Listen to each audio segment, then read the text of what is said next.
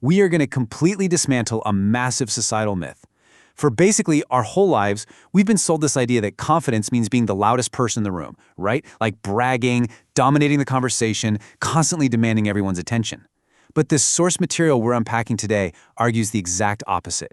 We're looking at the foundational breakdown of what the author calls dangerous confidence. This explainer is going to give you the precise architecture to build this quiet, unshakable power that makes people just stop and notice, without you ever having to raise your voice. Okay, let's dive into this. So consider the really stark contrast between these two mindsets. On one hand, we've got loud confidence. I mean, this is what most people default to. It's chasing approval, it's over-explaining every single decision, and just constantly reacting to all the chaos around them. But here's the thing. Every time you react to criticism or someone else's opinion, you are literally handing over a piece of your power. But then look at the other side. Dangerous confidence. It's calm, it's steady, and honestly, the most important part, it reacts to nothing. True confidence is this quiet, untouchable state where you finally stop giving your power away to external forces. When nothing shakes you and nothing provokes you, you become incredibly powerful. And getting to that state requires building a rock-solid base. So we begin with Section 1, the foundation, which is all about internal mastery. Look, before you can command a room, you absolutely have to command the voice inside your own head. You just can't build a powerful outward presence if your internal monologue is constantly tearing you down, right? Think about elite athletes for a second. They don't wait for the crowd to cheer to believe they can win. They're telling themselves they're champions before they even step foot on the field. So the source gives us this incredibly transformative 30-day morning routine challenge. I seriously want you to grab a screenshot of these 3 phrases right now. Every single morning, out loud, tell yourself, I respect myself, I can handle anything that comes today, I don't need anyone's approval to move forward. The author explains that your inner voice acts kind of like a mental thermostat.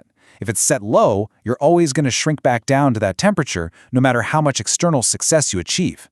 But by repeating these 3 phrases, you are literally rewiring your brain through repetition to set that thermostat high. Respect yourself first, and the world has no choice but to adjust. I just want to let that sink in for a second. The absolute crucial point here is that true confidence doesn't start with these massive, flashy public achievements. It actually starts with the tiny, daily choices of keeping promises to yourself. It's waking up when you said you would. It's walking away from a toxic conversation. When you hold yourself to a higher standard, you're sending a direct signal to your brain that you matter. And when you deeply respect yourself, you stop begging everyone else for validation. The world inevitably just adjusts to the standard you've set. So once that internal foundation is locked in, we move to Section 2, the arsenal. This is all about external tactics. We're going to explore exactly how to project this dangerous confidence to the outside world, and it actually starts before you even speak a single word. Let's walk through this physical checklist together. First, pause at the doorway. Second, take 1 calm breath. Third, straighten your posture, shoulders back, chest open. And fourth, walk in at a steady, unhurried pace. It sounds simple, right? But psychological studies actually show that people form an impression of you in literally 1/10 of a second based entirely on the silent language of your body. If you shrink, your mind thinks, okay, we should hide. But by letting your body speak first with this specific sequence, you send a message of quiet certainty that immediately commands respect. Now here's a massive paradigm shift. No is a complete sentence. Period. Over-explaining your boundaries is quite literally the fastest way to drain your power. When you pile on the excuses, oh, I'm so sorry, I can't because of this and that and the other thing, you're signaling this desperate need for approval. Confident people just do not live in apology mode. They stand by their choices. A simple, firm, that doesn't work for me without all the backpedaling, it is incredibly powerful. And speaking of powerful communication, silence is not empty. It's full of power. Whenever someone insults you or challenges you or tries to drag you into their drama, our natural human instinct is to snap back, right? We want to defend ourselves. But the source points out that raw emotion is totally predictable and really easy to control. Responding to chaos with complete silence, that is deeply disarming. It shows absolute emotional control. It basically tells the other person that their words simply did not penetrate your armor. So I really have to ask you, how often do you lose your power just by speaking? Think about all the times you've rushed to fill an awkward pause or talked in circles hoping to convince someone of your worth. The most powerful people in the room are usually the quietest. They listen to understand, not just to reply. By speaking less, you give the words you actually do choose to say so much more weight. Okay, now we arrive at the next level of our pyramid, Section 3. The Crucible, covering action and discomfort. A quick warning here, guys. Dangerous confidence is never ever built in your comfort zone. You can't just read an explainer like this and magically transform. It requires stepping out of what's safe and familiar and stepping directly into the fire. Look at how this builds over time. On day 1, yeah, you're facing the fear of the unknown. But by week 1, you're actively embracing that discomfort. By month 1, you're deep into skill building, which eventually leads to true mastery and unshakable certainty. Confidence isn't some magic trait you're just born with. It's competence. It's training.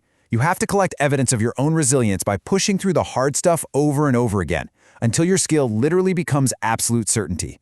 You stop hoping you're good enough, and you start knowing you are.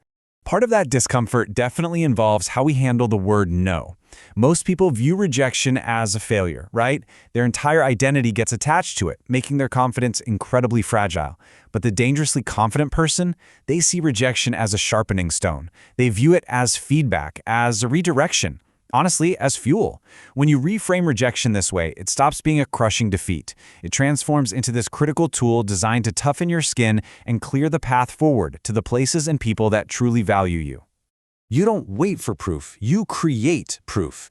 You absolutely cannot sit around waiting to feel confident before you finally take action.